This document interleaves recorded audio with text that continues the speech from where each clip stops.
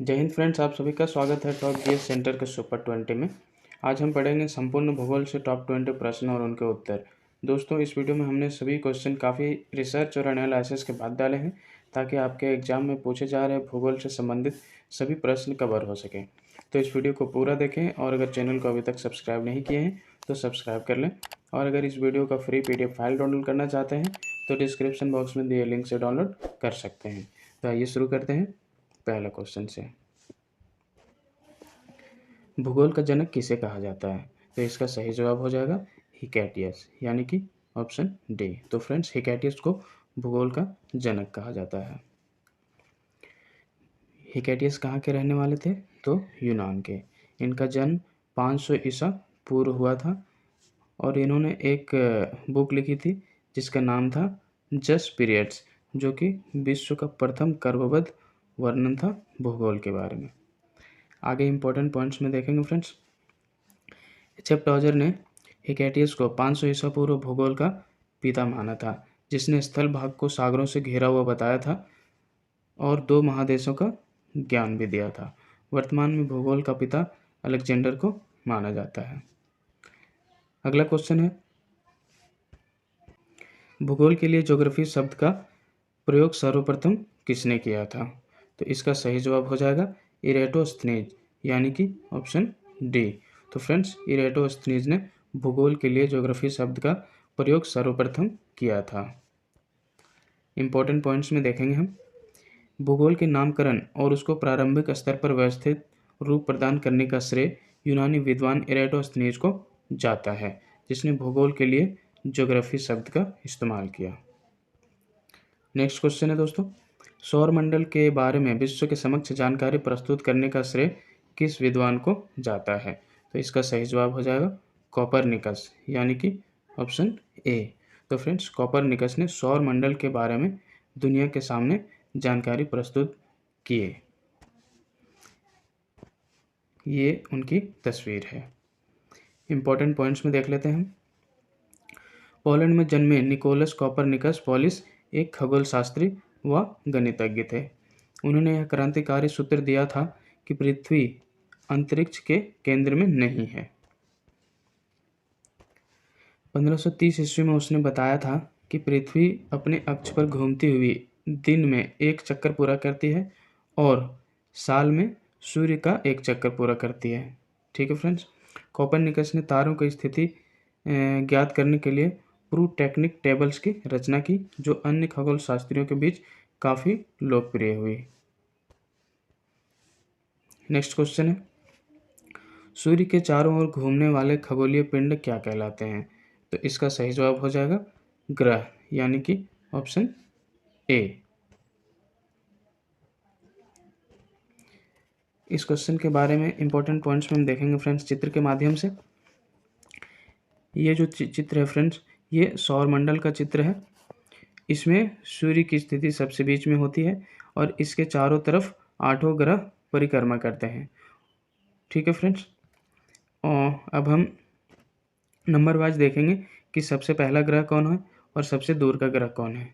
ठीक है फ्रेंड्स, तो सबसे सूर्य के सबसे नज़दीक का ग्रह ये बुध ग्रह है, उसके बाद शुक्र है, उसके बाद हमारी पृथ्वी है, उसके बाद हमारे मंगल ग्रह है, उसके बाद बृहस्पति ग्रह है, उसके बाद शनि ग्रह है, देन यूरेनस और उसके बाद नेपच्यून सबसे लास्ट का ग्रह है।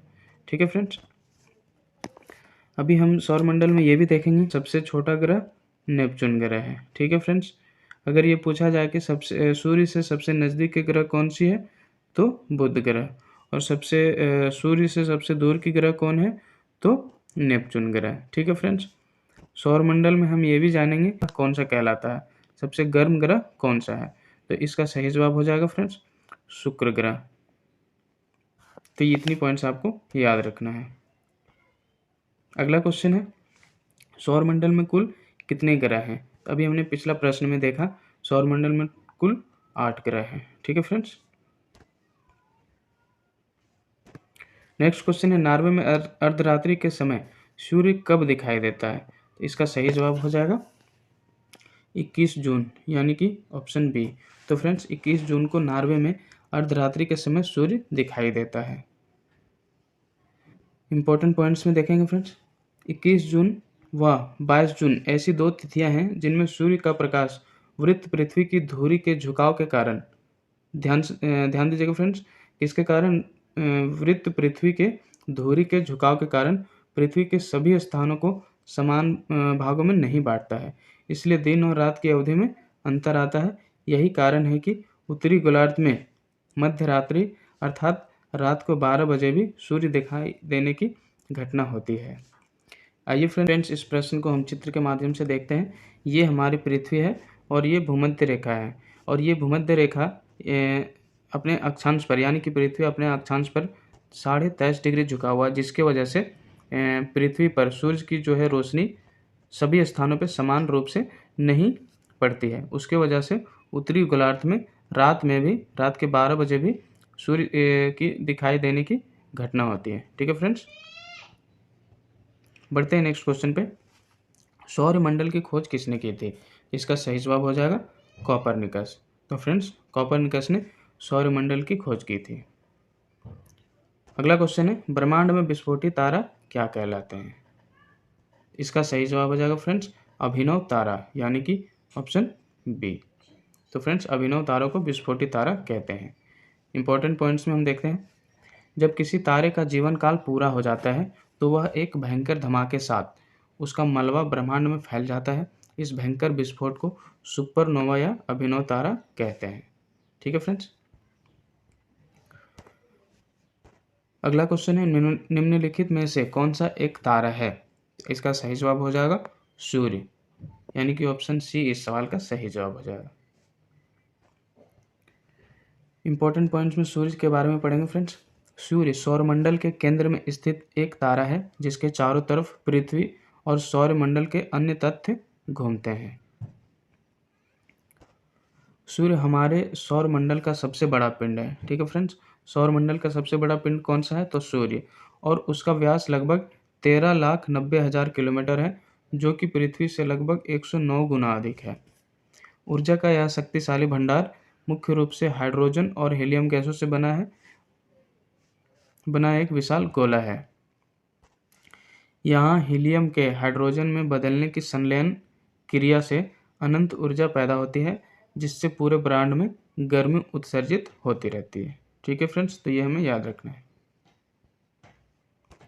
अगला क्वेश्चन है, कौन सा ग्रह सूर्य के सबसे निकट है?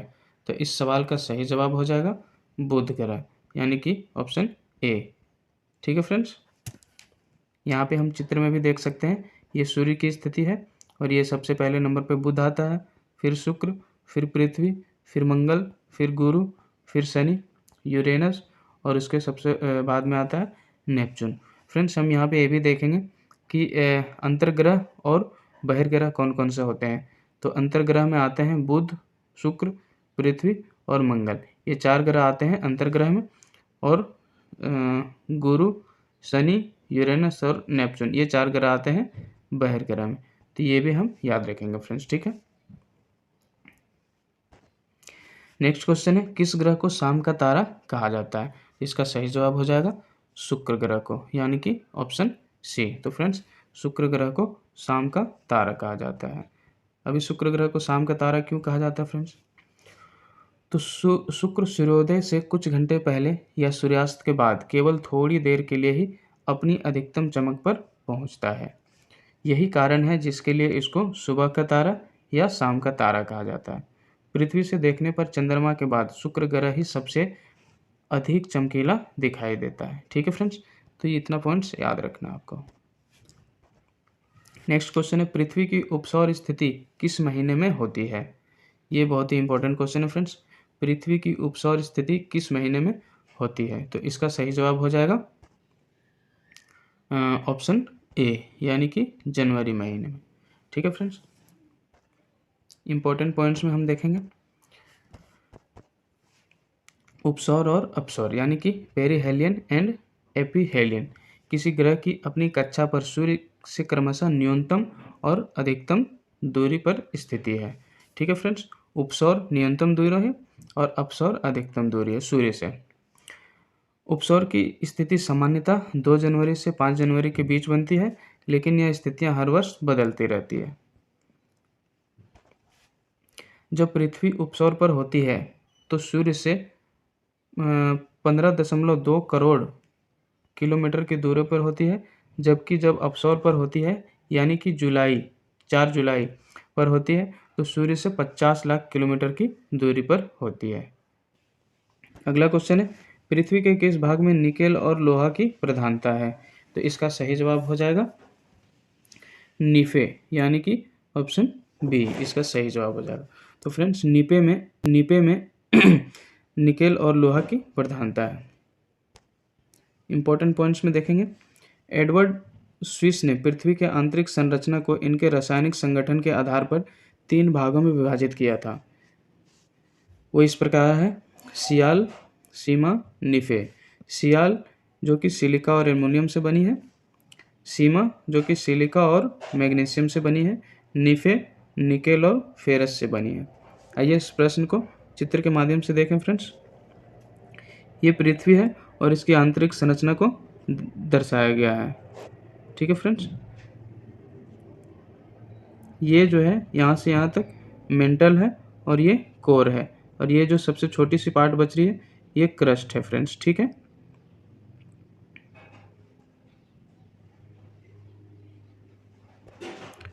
नेक्स्ट क्वेश्चन है, पृथ्वी की आंतरिक संरचना के संबंध में महत्वपूर्ण जानकारी का स्रोत क्या है? तो इसका सही जवाब हो जाएगा भूकंप विज्ञान, यानी कि ऑप्शन डी। तो फ्रेंड्स, भूकंप विज्ञान के द्वारा पृथ्वी के आंतरिक संरचना के बारे में हमें जानकारी मिलती है। इसके बारे में इंपॉर्टेंट पॉइंट्स देख लेते हैं। भूकंप विज्ञान यानी कि सिस्मोलॉजी भौतिक भूगोल की एक प्रमुख शाखा है, जिसके अंतर्गत भूकंपों का वैज्ञानिक अध्ययन एवं तथ्यपूर्ण विश्लेषण शामिल किया गया है। हमारी धरती मुख्य तौर पर 4 परतों से बनी हुई है, inner core, outer core, mental और क्रस्ट। क्रस्ट और ऊपरी मेंटल को हम लिथोस्फीयर कहते हैं, जो कि 100 किलोमीटर की मोटी परत है, कई वर्गों में बटी हुई है, जिन्हें टेक्टोनिक कहा जाता है। यह टेक्टोनिक प्लेट्स अपनी जगह से हिलती रहती है, लेकिन जब ये बहुत ज़्यादा हिल जाती है तो भूकंप आ जाता है। तो फ्रेंड्स, ये हमें याद रखना है।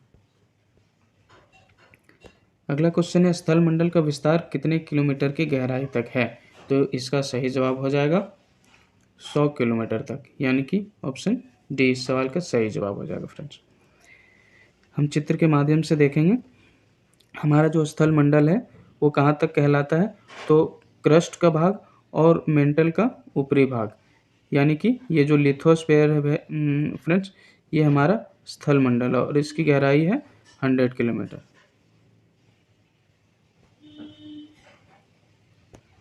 इंपॉर्टेंट पॉइंट्स में देखेंगे फ्रेंड्स, स्थल मंडल ठोस पृथ्वी का सबसे बाह्य भाग है, जिसकी मोटाई पृथ्वी के सतह से लगभग 100 किलोमीटर नीचे तक है, यानी कि लिथोस्फीयर को हम स्थल मंडल कहते हैं।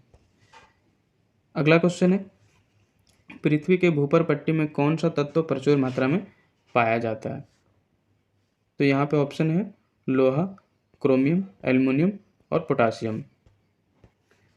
तो फ्रेंड्स, यहाँ पे दिए गए ऑप्शन के हिसाब से इसका सही जवाब हो जाएगा एल्युमिनियम, यानी कि ऑप्शन सी।